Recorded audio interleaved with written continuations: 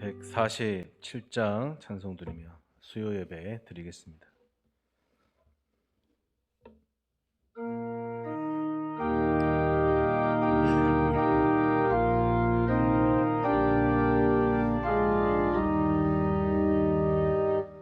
거기 너 있었는가 그때에 주님 그 십자가에 달릴 때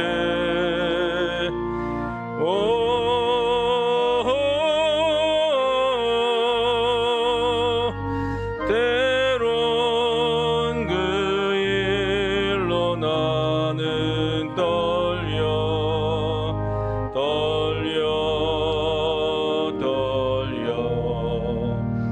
거기 너 있었는가 그때에 거기 너 있었는가 그때에 주님 그 나무 위에 달릴 때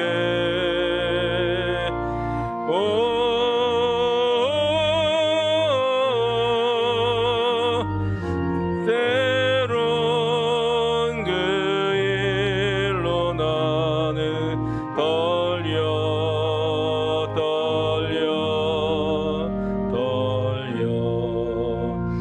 거기 너 있었는가 그때에 거기 너 있었는가 그때에 해가 그 밝은 빛을 잃을 때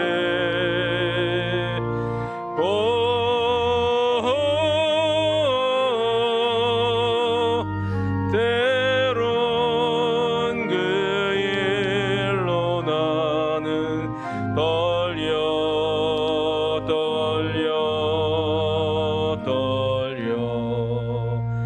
거기 너 있었는가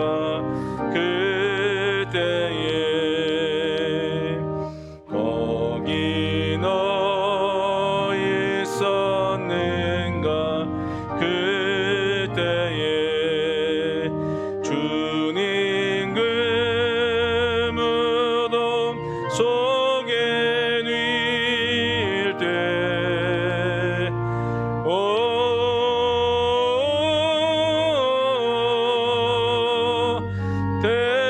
때론 그 일로 나는 떨려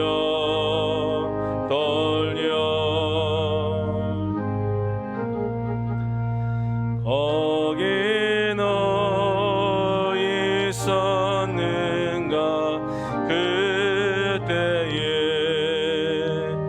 거기 너 있었는가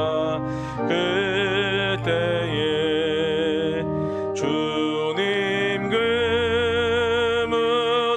무덤에서 나올 때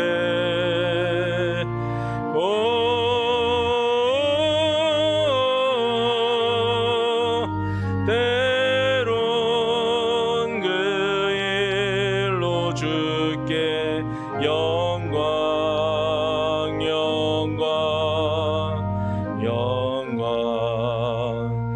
거기 너 있었는가 그때에 시간 화경희 권사님 기도해 주시겠습니다.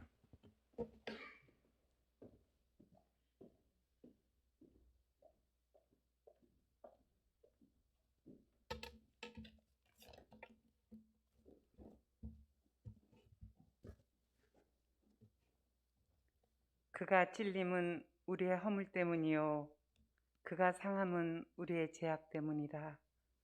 그가 징계를 받음으로 우리가 평화를 누리고 그가 책직에 맞음으로 우리가 나음을 받았도다. 하늘에 계신 우리 하나님 아버지, 주일을 3일 동안 우리들의 삶의 자리에서 인도하여 주시고 오늘 고난주간 수요예배로 나와 하나님께 예배드리게 하시니 하나님 감사합니다. 우리를 구원하여 주신 하나님의 사랑은 한없이 크고 놀라웠건만 지난날 우리들의 모습을 돌아보면 나의 유익과 나의 가치를 가지고 내 생각대로 판단하며 살 때가 너무 많았습니다. 그러한 우리들을 용서해 주시고 십자가에서 죽으시기까지 하나님의 뜻대로 살아가길 기뻐하신 주님, 주님의 마음을 본받아 살아가게 하여 주시옵소서. 사랑의 하나님, 고난주간입니다. 주님의 부활을 기다리며 이 한 주간을 보내려고 합니다. 경건하고 절제하는 마음으로 십자가에서 물과 피를 다 쏟으신 그 사랑을 묵상하며 우리를 향하신 하나님의 사랑을 알고 하나님을 더욱더 사랑하길 원합니다. 하나님, 이 나라 이 민족을 위해 기도합니다. 대통령 당선인과 주위의 위정자들이 하나님을 경외하며 국민을 사랑하며 지난날 국민들을 힘들게 하였던 모든 일들을 교훈 삼아 주님이 허락하신 지혜로 국민들을 위한 정책을 펼치게 하시고 지도자들이 대립과 반목을 그치고 나라와 국민을 생각하는 마음으로 하나 되게 하여 주시옵소서. 특별히 자유도 신앙도 없는 북한 땅을 위해 기도합니다. 굶어 죽고 맞아 죽는 우리의 동포들을 불쌍히 여기사 살려주시옵소서. 신앙 때문에 신음하고 고통당하는 북한의 지역의 성도들을 지켜주시고 복음으로 하나 되어 통일되는 이 민족이 되게 하여 주시옵소서. 하나님, 우리는 할 수 없지만 주님만이 하실 수 있음을 믿습니다. 이제 코로나 감염병도 팬데믹에서 엔데믹으로 전환되어 가고 있습니다. 다시금 저희에게 예배를 회복하게 하시니 하나님 감사합니다. 항상 기쁜 마음으로 모여 기도하게 하시고 흩어지면 그리스도의 향기를 날리며 복음으로 교회를 새롭게 세상을 이롭게 하며 선한 영향력으로 주님의 사랑을 전하는 그리스도의 편지가 되게 하여 주시옵소서. 하나님, 주께서 책직을 맞음으로 우리가 나음을 입었다고 말씀하신 주님, 하나님의 긍휼하심과 인자하심으로 모든 한우들이 몸도 마음도 깨끗하게 치유되길 기도합니다. 이 저녁 말씀을 전하실 강창호 목사님께 하늘의 능력을 덧입혀 주시고 듣는 우리에게는 뱃속 깊은 곳에서부터 생수의 강이 흘러넘쳐 성령의 역사가 불일 일게 하여 주시옵소서. 감사드리며 죄에서 구원하여 주신 예수 귀하신 이름으로 기도하였습니다. 아멘.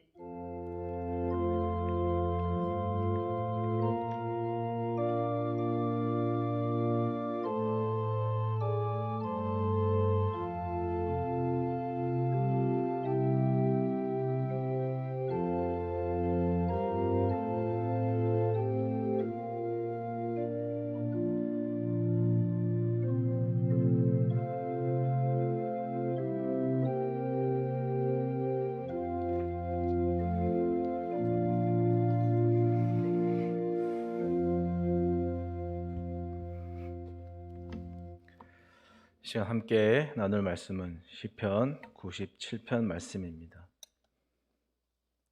97편 1절에서 12절까지.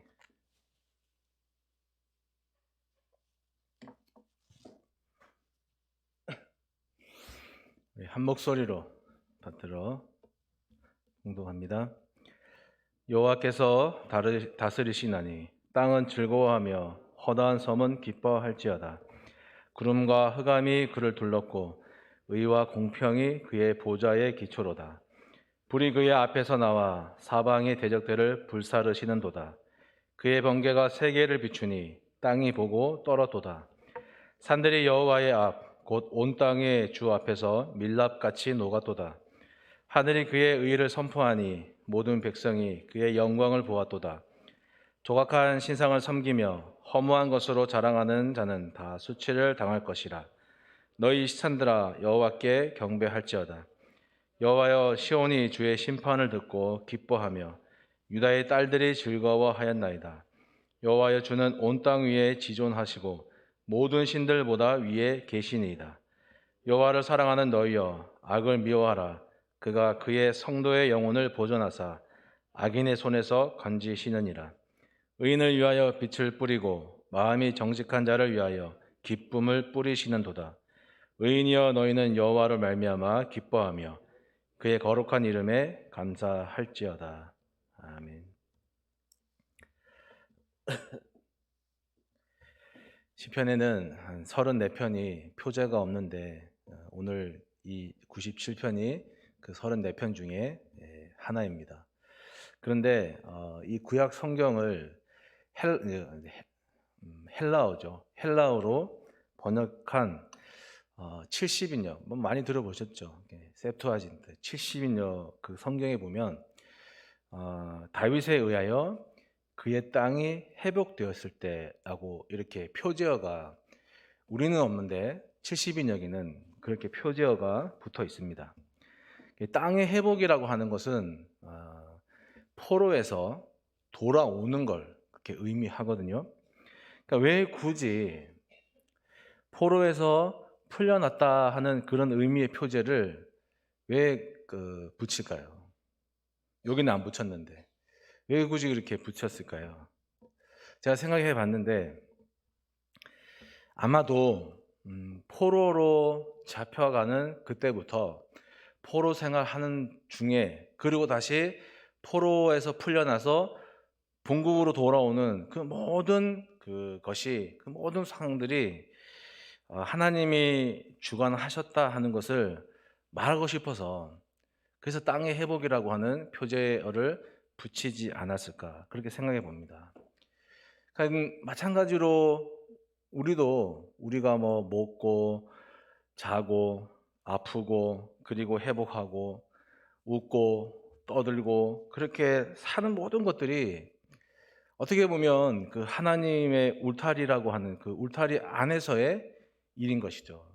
우리는 우리가 살아가는 것 같지만 우리 신앙의 고백으로 볼 때는 하나님의 울타리 안에서 그 모든 일들이 일어나는 겁니다.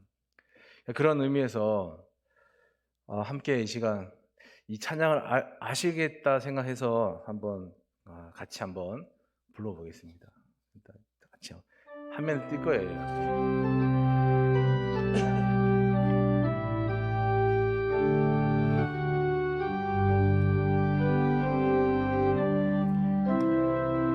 모든 상황 속에서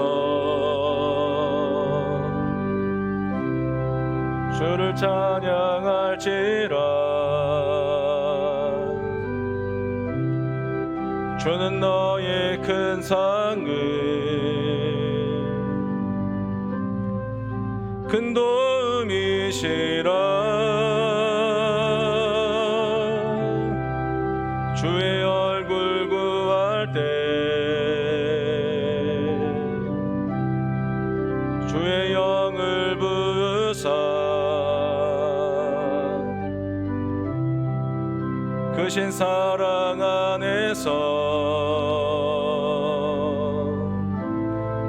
주를 보게 하소서. 내 영혼이 확정되어 싸우니 믿음의 눈 들어 주를 바라봅니다. 내 영혼이 확정되어 싸우니 믿음의 눈 들어 주를 바라봅니다.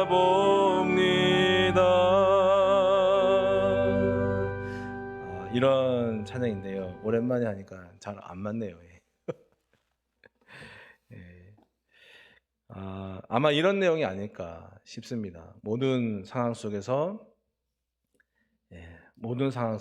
주님이 주관하심을 고백하는 의미에서 땅의 회복을 이렇게 말하고 있는 것이 아닌가 싶습니다. 그래서 시인이 오늘 본문을 보면요, 1절에서 땅과 허다한 섬들아 이렇게 말을 하면서요. 근데 이 땅과 허다한 섬이라고 하는 개념이 그냥 땅이고 섬이 아니라 비유적인 표현인데 뭐냐면은 그 땅에 살고 많은 섬들에 살고 있는 모든 사람들아 하는 그런 의미예요. 그러니까 단순히 땅과 섬이 아니라 이 지구상에 살고 있는 모든 사람들아 하는 그런 의미를 이렇게 땅과 섬에 비유하는 거거든요. 그 사람들에게 땅과 섬들아 하면서 하나님의 다스림을 기뻐하고 즐거워하는 그것이 우리의 의무라고 정말 강력하게 1절에서부터 얘기를 하고 있는 겁니다. 하나님의 말씀이 있어야 할 그 자리에 여러분 그 말씀의 가치가 사라지고 거기에 그냥 자기가 내가 느끼는 대로 내가 느끼는 것이 진리라고 주장하는 그런 상대적인 가치가 그 말씀의 자리를 대신 차지하고 있고, 또 신앙생활함에 있어서 하나님이 우선시 돼야 되는데 그거보다도 내 신앙의 만족이 우선시 되는 그런, 어떻게 보면 우리가 그런 이 세태 속에서 살고 있는데, 그런 왜곡된 세상 속에서 나는 정말 하나님의 다스리심을 인정하고 세상의 방식을 따르지 말라고 하는 그 하나님의 불편한 명령에 나는 진짜 마음을 다해서 순종하고 살아가고 있는지를 우리가 다시 한번 되새겨 보아야 한다고 생각합니다. 계속해서 시인이요, 그런 하나님의 다스림을 내기를 하면서 하나님이 어떻게 다스리시냐, 어떻게 할 수 있느냐 하는 것을 주변에 이런 자연 현상을 통해서 묘사를 하고 있는데, 그 첫 번째가 2절에 구름과 흑암이에요. 여러분, 이게 화면을 보시면 구름이 나오는데 이런 구름을 보신 적 있죠? 그냥 이렇게 지나다니면서 저런 구름을 보면 여러분들이 무슨 생각이 드십니까? 저런 구름을 보면 야, 하나님의 세계가 오묘하구나 하는 생각을 하지 않겠습니까? 저런 구름을 보면. 성경에서 이 구름이라고 하는 것은요, 이렇게 하나님의 영광이 임재하신다는 것을 상징할 때, 그런 걸 말할 때 자주 쓰는 그런 표현인데, 대표적인 예로 이제 출애굽기 40장 끝부분에 보면요, 구름이 해막에 덮이고 여호와의 영광이 성막에 충만하며 모세가 해막에 들어갈 수 없었으니 이는 구름이 해막 위에 덮이고 여호와의 영광이 성막에 충만하였다, 이런 내용이 있습니다. 그러니까 하나님의 말씀에 따라서 그 완성된 그 성막 위에 또 구름을 하나 볼까요? 이런 구름이 만약에 이상한 구름, 보기 드문 구름이 하나 딱 떴다 그러면은 저걸 볼 때 사람들이 하나님의 말씀에 따라서 지은 그 성막 위에 저런 구름이 떴다고 했을 때, 안 그래도 구름이라는 것이 여호와의 영광의 임재를 의미하는 그런 의미인데, 저런 구름을 본다고 했을 때 여러분, 그걸 보는 사람들의 마음이 얼마나 벅찼을까요? 우리는 하늘에요, 하트 구름이 하나 뜨면, 저런 구름이 하나 뜨면은 저걸 야, 신기하다 하고 막 그러면서 할 텐데, 하물며요 그 하나님의 말씀에 따라서 완성된 지어진 그 성막 위에 보게 되면 구름이 떴을 때, 여러분 그걸 보는 사람들이 얼마나 벅차하고 얼마나 감격스러워하고 얼마나 충만했을지 안 봐도 상상이 되는 것이죠. 출애굽기 20장은 신명기 5장과 더불어서 십계명장이라고 불립니다. 제가 이제 신대원 입학 공부할 때 이걸 어떻게 외웠냐면은 이렇게 했어요. 이렇게 외웠어요. 출입 신호, 이렇게 외웠어요. 그러니까 하나님께 들어가려면은, 출입하려면 신호가 있어야 되는데 그게 십계명이다. 이래서 출입 신호 이렇게 해서 출애굽기 20장, 신명기 5장 그렇게 했는데, 출애굽기 20장에 모세가 하나님을 대면하려고 올라간 그 산에 산을 사람들이 멀리서 보니까 그 산 주변에 우레가 치고 번개가 치고 나팔 소리 같은 소리가 막 들리고 연기가 막 뿜어져 나오고 그걸 보는 백성들이 두려워합니다. 그리고 나서 모세가 내려왔을 때 사람들이 모세에게 말하기를 하나님이 우리한테 말하게 하지 말고 당신이 우리에게 하나님의 말씀을 대신 말해 주십시오라고 강력하게 요청을 합니다. 그리고 그 이유를 뭐라고 하냐면은 하나님이 우리에게 말씀하시면 우리가 죽기 때문입니다. 이게 백성들이 하는 말이에요. 당신이 우리한테 대신 얘기해 주십시오. 왜냐하면 하나님 우리한테 얘기하시면 우린 죽습니다. 그게 이유인 거예요. 그리고 나서 이 말 후에 백성은 거기로부터 멀리 떨어져 있고요. 오히려 모세가 그 하나님이 계시는 먹구름, 그러니까 흑암이죠. 그 흑암이 있는 곳으로 가까이 갔다. 이렇게 출애굽기 20장에 그런 내용이 나옵니다. 제가 이 내용을 좀 보면서요, 이런 생각을 해봤습니다. 흑암이 뭘까? 오늘 이 본문에 2절에 보면 흑암이라 그랬는데 흑암을 보면서 하나님의 다스림을 시인이 얘기하는데 그럼 흑암이 뭘까? 이런 생각을 해보게 되었습니다. 산 아래에 있는 백성들이 그 산 주변에서 일어나는 그 신기한 자연 현상들을 보면서 하나님을 향해 가지는 마음이 있겠죠. 그게 두려운 마음일 거고 하나님을 존경하는 마음일 거고 그런 막 감정들이 뒤섞여 가면서 어떻게 돼요? 하나님을 정말 지존하신 하나님으로 우리가 여기 본문에 보듯이 9절에 있는 것처럼 하나님을 지존하신 하나님으로 모든 신들보다 위에 있는 하나님으로 그렇게 인정하게 되는 거 그게 진짜 흑암이 아닐까 저는 그렇게 생각하게 했습니다. 텔레비전 채널을 돌리면 입맛에 맞는 설교를 들을 수 있는 세상입니다. 서점에 가면 목사님 설교 안 들어도 얼마든지 여러 가지 신앙 서적들 보면서 성경이 뭐고 또 뭐 여러 가지 종교적인 내용들을 익힐 수 있는 그런 세상입니다. 그런데도 불구하고 우리의 신앙이 하나님을 경외하는 그 신앙의 깊이가 더 얇아지고 또 하나님을 그 신앙 서적을 읽으면서 하나님을 아는 것 같은 그 착각 속에 이 시대가 그렇게 변해가고 있는 것 같습니다. 하나님이 감추어질수록 하나님이 흑암 속에 감춰질수록 사나리의 백성들이 그 흑암 속에 계신 하나님을 경외하고 두려워하고 존경하게 되는 것처럼 하나님이 감춰질수록 우리의 간절함도 더하게 되는 것이 이게 진짜 흑암으로 우리를 다스리시는 하나님의 지존하심이 아닌가. 우리가 그렇게 생각한다 그러면은 우리가 하나님을 경외하는 삶이 무엇이어야 되는지를 다시 한번 생각해 볼 수가 있는 것이겠죠. 2절에 또 뭐라고 말씀하고 있냐면 보좌의 기초가 의와 공평이다 이렇게 말하거든요. 그 의라는 것은 거짓이 하나도 없는 그 하나님의 거룩하신 속성을 말하는 것이고 공평이라고 하는 것은 말 그대로 한쪽으로 치우치지 않게끔 판단하고 판결하는 그런 것을 말을 하는 겁니다.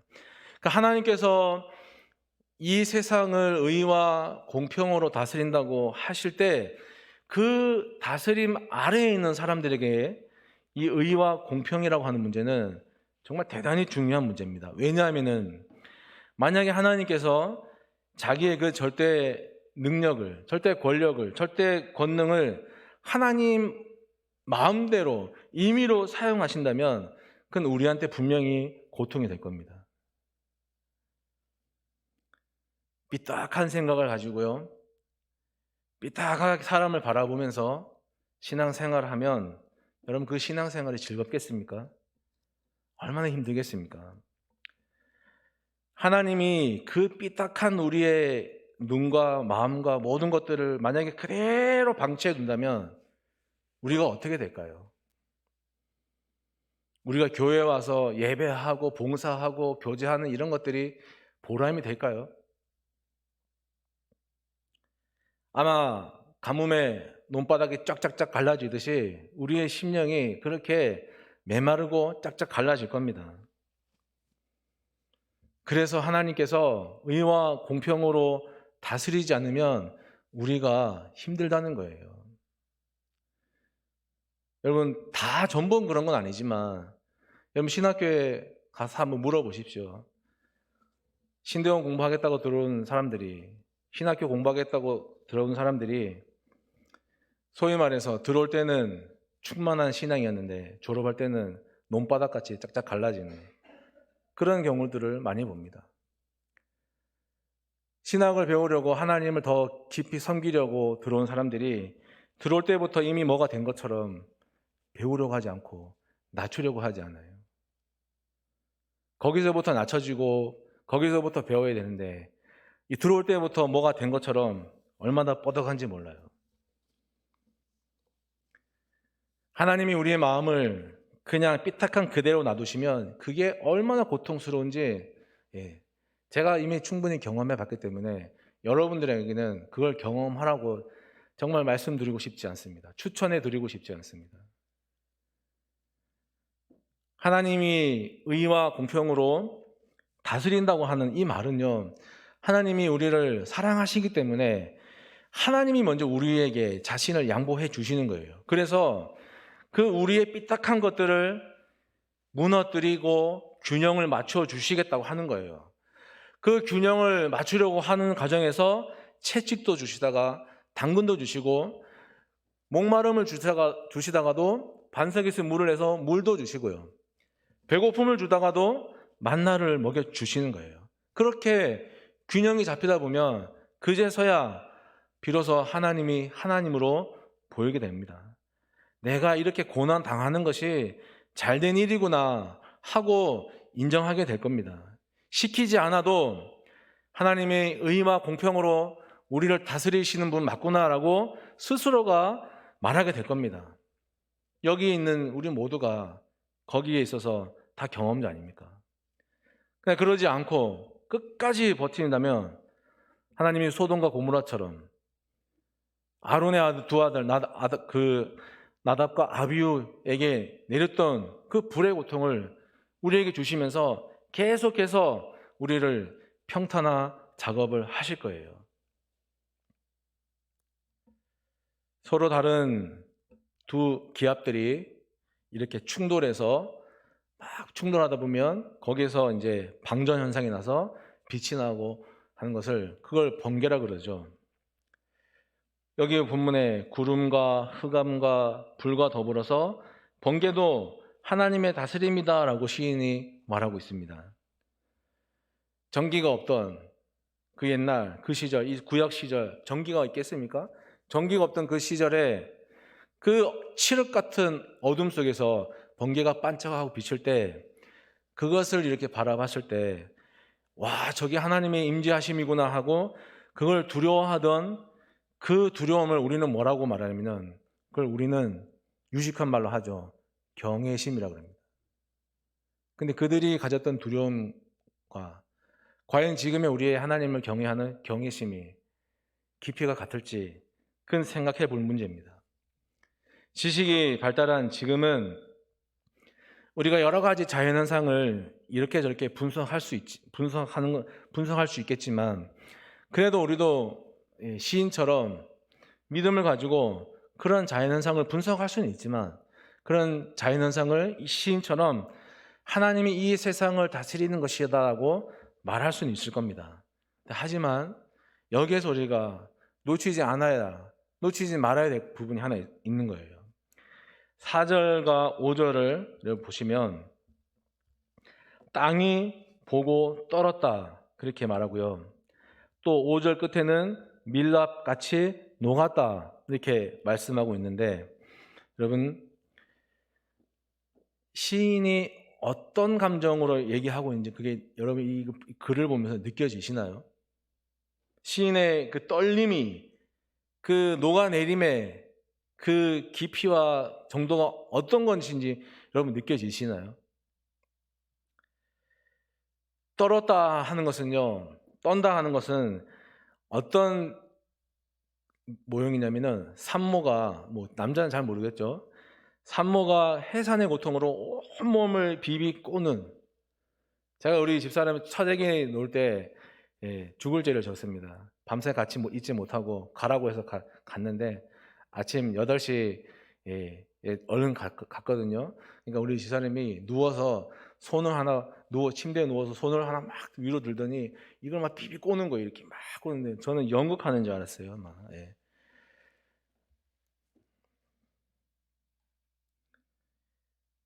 온몸이 비비 꼬는 것 같은 그런 전율과 공포심에 온몸을 비비 꼬는, 그게 떤다는 거거든요. 하나님이 우리 앞에 나타나면 여러분 어떻게 하실 겁니까? 아유, 하나님 오셨습니까? 안녕하세요, 오셨습니까? 하실 겁니까? 성경을 조금만 더 읽어보면 하나님이 우리 앞에 나타날 때 오셨습니까? 하는 그런 게 얼마나 비현실적이고 얼마나 낭만적인 신앙인가를 여러분이 깨닫게 될 겁니다. 성경은 낭만적인 신앙을 말하지 않습니다. 좀 전에 출애굽기 20장 말씀을 드리면서 그 사나라의 백성들이 하나님이 우리에게 말씀하시면 우리는 다 죽습니다는 그 두려움을 성경은, 그 경외심을 성경은 우리에게 늘 알라고 말하는 겁니다. 하나님이 아브라함을 찾아오시는 그 창세기 12장에는 표현되지 않았습니다. 거기에 이렇게 설명되지 않았지만 왜 설명되지 않았냐면은 그 당시 창세기 12장을 살아가던 그 당시 사람들은요, 하나님이 아브라함에게 찾아오신, 그러니까 신이 사람에게 찾아오시는 그 사건을 들었을 때 그것이 얼마나 두려워해야 하고 벌벌 떨어야 할 일이고 하는 사건인가를 이미 알고 있었기 때문에 굳이 거기에다 설명할 필요가 없었던 거예요. 여러분, 시인이 구름이나 흑암이나 불과 번개 같은 그런 자연현상을 하나님의 다스림으로 묘사하면서 오늘 이 4절 5절에 나 너무 떨린다, 나 정말 정신이 밀랍같이 초같이, 불 앞에 초같이 정말 손미에서 녹아내릴 것 같아, 이렇게 말하고 있습니다. 그런데 사실은 그런 감정이라는 것이 그대로 100% 전달되기는 어려운 거죠.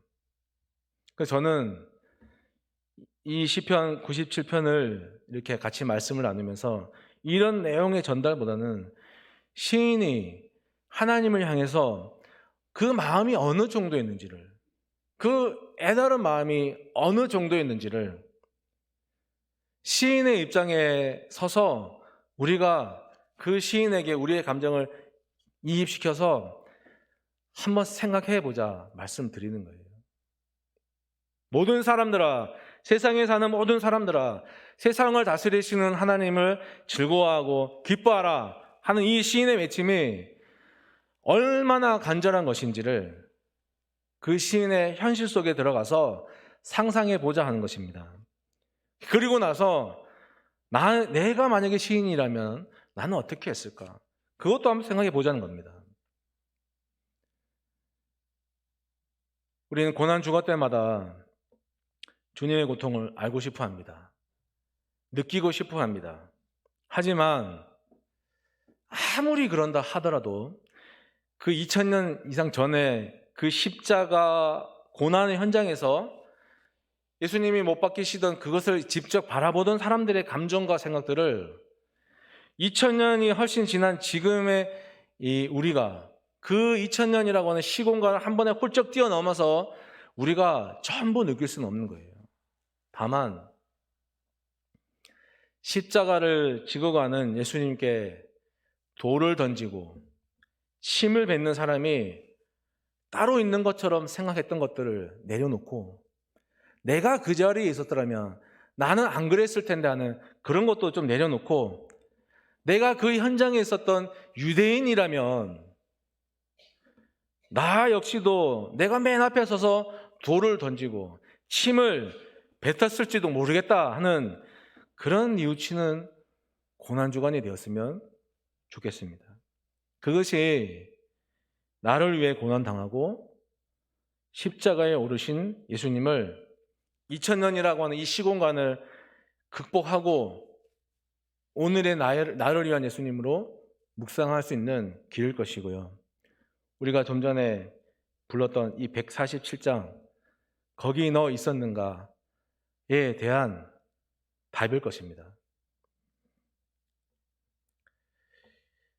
하나님이 의와 공평으로 다스린다 하는 그것은요, 아버지의 독생자의 영광이요, 그리고 은혜와 진리가 충만하신 분으로 이 땅에 오신 그 예수님에 의해서 증거되었습니다. 예수님의 삶과 예수님의 십자가와 예수님의 부활이 그걸 우리에게 너무 잘 보여줬습니다. 그래서 우리는 예수님을 믿음으로 하나님의 다스림이 어떤 것인지를 경험하고 지금 살아가고 있는 것입니다. 그렇게 경험하고 있는 사람들에게 요구되는 것이 무엇이냐면 오늘 12절 말씀처럼 악을 미워하는 거예요. 10절에 나와 있는 것처럼 악을 미워하고 여호와로 인해서 기뻐하는 그런 삶을 살 것이 요구되는 거예요. 여러분, 편갈라서 싸우라는 게 아니에요. 제가 우리가 진짜 미워하고 싸워야 할 악은 무엇이냐면 친근하고 익숙한 모습으로 다가오는 것들이에요. 그렇게 다가와서 우리의 신앙의 판단력을 흐리게 하고 이것도 저것도 아닌 모습으로 살아가게 하는 것, 그게 죄거든요. 그게 악이에요. 그것들하고 우리가 싸워야 되는 거예요. 그러니까 악을 미워하고 여호와로 인해서 기뻐하며 살아가라. 이 말은 뭐냐면 너는 어떤 삶을 살 건지 선택해라. 그 말인 거예요. 너 어떻게 살래? 네가 하나님의 다스림이 이런 것이라고 고백하고 살아가는데 그렇다면 너는 어떻게 살래? 너는 무엇을 선택하며 살래? 결단하라 하는 말이에요. 화면을 한번 잘 보시면요. 숫자가 나와 있죠. 숫자가 있는데 그 1, 2, 3, 4, 5 숫자가 뭐냐면은 여러분 성경에 보면 신약 성경에 보면 헤롯이 많이 나오잖아요. 이놈도 헤롯, 저놈도 헤롯 다 헤롯이잖아요. 제가 오늘 그걸 한 방에 제가 정리를 해드리겠습니다. 헤롯 대왕 아시죠? 이 1, 2, 3, 4, 5는 헤롯 대왕의 부인들이에요. 헤롯 대왕이 있고 헤롯 대왕의 아버지가 누구냐면 헤롯 안티파스거든요. 이 헤롯 대왕의 5부인이 있어요. 헤롯 대왕은 저 당시에는 지금도 그렇지만 가문이 아주 중요했어요. 그러니까 이번 부인은 다 아닌데 이번 부인이 하수몬 혈통인 거예요. 저게 아주 좋은 가문이거든요. 그러니까 헤롯 대왕의 컴플렉스가 뭐냐면은 나는 다 좋은데 다 있는데 다 갖췄는데 혈통이 안 좋은 거예요. 그 혈통을 보완하려고 두 번째 부인인 하수몬 혈통에 있는 부인을 한 명 들였어요. 그게 두 번째 부인이거든요. 그래서 1, 2, 5명의 부인이 있는 거예요. 저 상태에서요. 저걸 잘 보시고 제가 한 구절의 말씀을 읽어드릴게요. 로마서 16장 10절에 보면 이런 말씀이 있어요. 그리스도 안에서 인정함을 받은 아벨레에게 문안하라. 그리고 아리스토블로의 건속에게 문안하라. 건속이란 말은 가족이란 말이거든요. 아리스토블로의 가족에게 문안하라. 이런 말이 로마서 16장 10절에 있어요. 여러분 다시 그림으로 돌아가세요. 저기 아그리빠라고 하는 헤롯 아그리빠 밑에 쪽에 저 사람은 하수몬 혈통의 두 번째 차남의 아들이에요.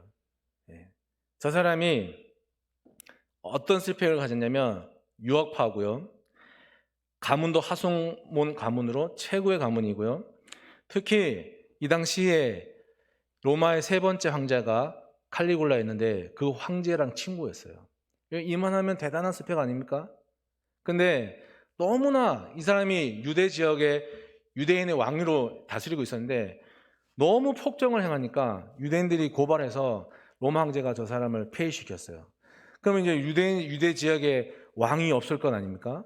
그러면은 저 상황에서 누구한테 다음 권력이 넘어갈까요?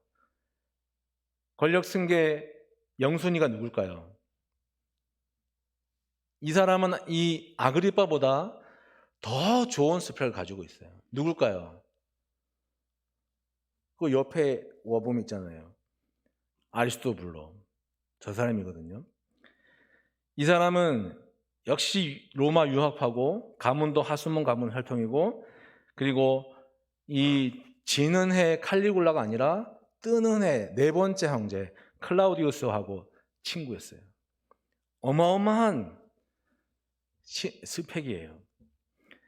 근데 로마서 16장에 아까 읽어드린 그리스도 안에서 인정함을 받은 아벨레 문안하고 그리스도 안에서 인정함을 받은 아리스토블로의 가족에게 문안하라. 이 말씀은 지금 어떤 상황이냐면, 이 아리스토블로가 여기 혈통 보면은 이 왕족 혈통인데도 아리스토블로가 그의 가족들하고 로마에 있는 로마 교회에서 로마 교인으로서 지금 쉽게 말하면 문안받고, 쉽게 말하면 신방받고 있는 거예요.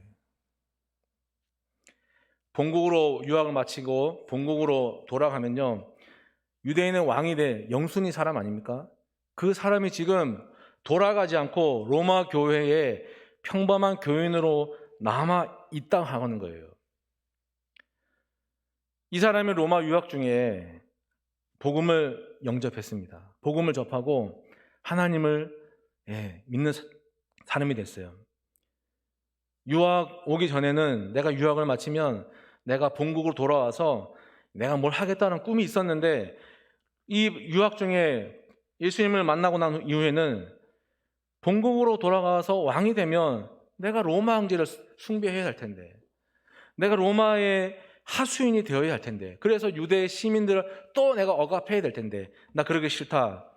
그래서 이 사람이 정말 어마어마한 왕이 될 영수님에도 불구하고 그런 것들을 다 포기한 채 신앙을 위해서요, 로마 교회에 평범하게 남아있기로 결단한 거예요. 그의 가족과 함께.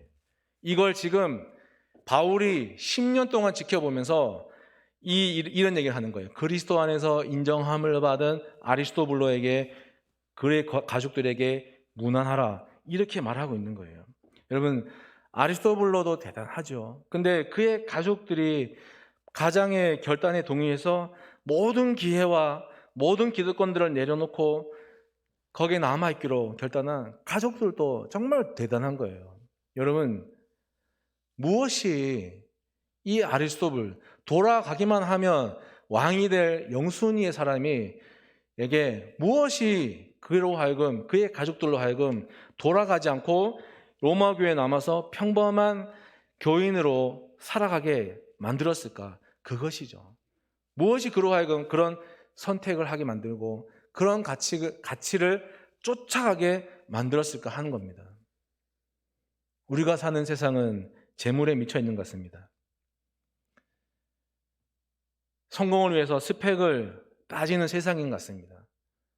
여러분, 이런 현실 속에서 정말 이 아리스토블로와 그 가족들의 결단이 우리의 신앙의 결단이 되었으면 좋겠습니다. 여러분, 우리가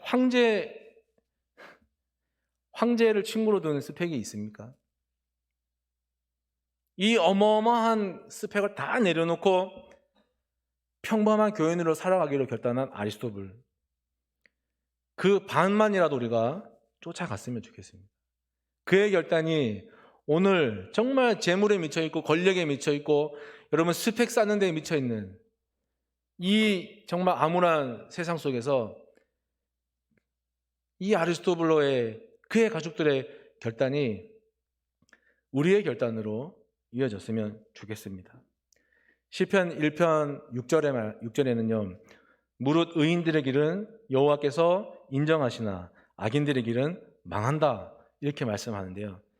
여러분, 이 땅을 살다가 하늘나라로 가신 그 믿음의 사람들이 악과 싸웠던 이유가 무엇이냐면, 이 말씀을 약간만 돌려보면요, 선한 싸움을 하는 것이 선한 가치를 선택하는 것이 하나님께 인정받는 길이었기 때문에 이 땅을 살다가 믿음의 사람들이 그렇게 힘을 다해 악과 싸우고 선한 싸움을 했던 것입니다. 우리도 수없는 유혹 앞에서 그 유혹을 받을 때 하나님이 인정할 만한 가치를 선택할 수 있는 그런 대한 가족들이 되시기를 간절히 바랍니다. 말씀을 함께 기억하시면서요. 우리가 하나님을 기쁘시게 하는 그런 선택을 하는 사람들이 되었으면 좋겠고, 또 하나님께 인정받는 그런 믿음의 가치를 선택할 수 있는 사람들이 되었으면 좋겠습니다. 하나님을 기쁘시게 하는 신앙, 하나님께 인정받는 우리의 삶이 있기를 함께 기도하시고, 우리 믿음의 회복을 위해서 코로나로 처져 있는 우리의 믿음의 회복들, 자연 현상을 바라보면서 저것이 하나님의 임재하심이구나 하고 경외심을 가졌던 그 경외심이 다시 한번 우리 안에서 회복되어지기를 이 시간 함께 같이 기도하고요. 하나님께 인정받기 위한 삶을 선택할 때 하나님이 우리 아픈 모든 한우들도 위로하시고 또 인도하실 줄 믿습니다. 이를 위해서 함께 기도드리겠습니다. 전능하신 아버지 하나님, 은혜를 감사드립니다. 아리스토블로는 돌아가기만 하면 왕이 될 영순이의 사람이었는데 그가 하나님을 만나고 예수님을 알고 복음의 깊이를 알면서 하나님 그 모든 스펙을 내려놓고 그뿐만 아니라 그의 가족들도 하나님을 알면서 만나면서 하나님 모든 아버지의 가치와 기회와 기득권을 다 포기하고 로마 교회의 평범한 교인으로 남아있겠다라고 결단하는 아버지는 그 결단을 우리가 보게 됩니다. 이 세상 가운데 하나님 재물로 아버지 하나님 스펙으로 아버지의 모든 아버지 하나님 또 권력으로 아버지는 숨죽이며 아버지 하나님 정말 숨가쁘게 돌아가는 이 세상 속에서 아버지 그들의 결단들이 그의 가족들의 결단이 오늘 우리의 결단으로 이어지기를 원합니다. 우리도 정말 이 세상을 다스리시는 하나님 앞에 하나님을 기쁘시게 하는 믿음의 선택을 하며 살아가는 사람들이 되기를 원합니다. 하나님께 인정받고자 하나님 힘쓰며 애쓰며 살아가는 대한가족들이 되기를 원합니다. 하나님 아버지 우리를 도와주시고 우리를 인도해 주시고 정말 하나님 사람을 기쁘게 하는 것이 아니라 하나님을 기쁘시게 하고 하나님께 인정받기를 아버지 하나님 이 하나님이 인정할 만한 가치를 선택하는 아버지 하나님 그런 대한가족들로 살아갈 수 있도록 우리를 인도해 주시고 도와주시기를 간절히 기도드립니다. 하나님 코로나로 지쳐있는 우리의 믿음이 아버지 하나님 자연 현상을 바라보면서 그것을 하나님의 임재하심으로 바라보고 인정하며 아버지 두려워하며 경외심을 가졌던 그들의 하나님 깊은 신앙이 아버지 오늘 우리에게 있는지 하나님 이 악한 세상 가운데 살면서 아버지 하나님 TV만 틀면 입맛에 맞는 설교를 골라 듣고 아버지 많은 시장 서적들을 읽지만 오히려 우리의 믿음의 깊이는 또 얕아지는 이 아버지 하나님 현실 가운데서 아버지 하나님 우리는 정말 하나님을 얼마나 경외하며 살아가는지 우리의 경외심의 깊이는 어느 정도인지를 점검하며 우리의 그 믿음의 회복을 위해서 코로나 처져 있는 우리 믿음의 회복을 위해서 간절히 기도하오니 살아계신 하나님 우리를 다시 한번 주 하나님 앞에 세워주시고 두려움 앞에 세워주시고 경외심 앞에 세워주시고 하나님을 아버지의 지존하시는 하나님으로 모든 신들보다 가장 위에 계신 하나님으로 고백하며 살아갈 수 있는 우리 모든 대한가족들이 되게 하여 주옵소서. 교회 안에 아버지 하나님 몸과 마음과 여러 가지로 힘들어 있는 아버지 한우들을 기억합니다. 그 한우들도 아버지 하나님 일희일비하는 아버지 하나님 육체에 아버지 하나님 정신에 주님 아버지 위로하여 주시며 회복하여 주시고 아버지 회복을 허락하여 주셔서 하나님을 기쁘시게 하기로 하나님께 인정할 만한 가치를 선택하며 살기로 결단하실 때 하나님 우리의 생각과 우리의 아버지 하나님 길을 뛰어넘어서 하나님이 그 모든 것들을 위로하시며 감싸주시며 아버지 싸매주시며 회복하게 해주실 줄 우리가 믿사오니 아버지 하나님 교회 안에 한우들을 기억하여 주시고 그들도 아버지 앞에 믿음으로 살아갈 수 있도록 간절함으로 살아갈 수 있도록 하나님을 경외하는 마음으로 살아갈 수 있도록 아픔을 딛고 일어나서 하나님을 하나님으로 고백하며 살아갈 수 있는 모든 한우들과 우리 대한가족들이 다 될 수 있도록 주님 복을 내려 주시옵소서. 하나님 아버지 엄청난 스펙을 다 포기하고 하나님을 알면서 아버지 하나님, 그 신앙의 가치를 위해서 자신의 모든 것들을 포기하였던 아리스토블로처럼, 그의 가족들처럼 오늘 우리가 이 세상 가운데 살면서 많은 것에 우리가 지쳐 있고 많은 것을 따라가면서 오히려 하나님을 경외하는 우리의 믿음은 얕아지고 우리가 하나님을 아는 것 같은 착각 속에 살아갑니다. 하나님, 다시 한번 우리의 믿음을 회복시켜 주시옵소서.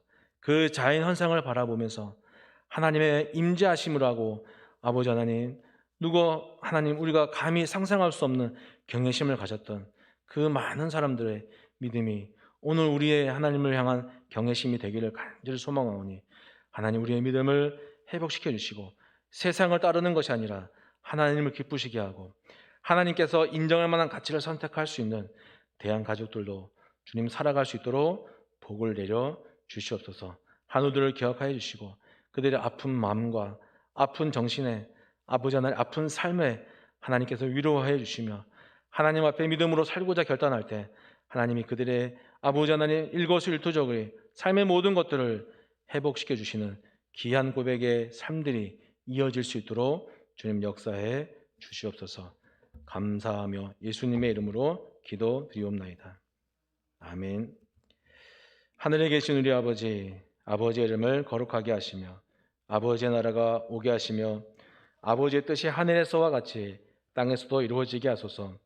오늘 우리에게 일용할 양식을 주시고 우리가 우리에게 잘못한 사람을 용서하여 준 것 같이 우리의 죄를 용서하여 주시고 우리를 시험에 빠지지 않게 하시고 악에서 구하소서.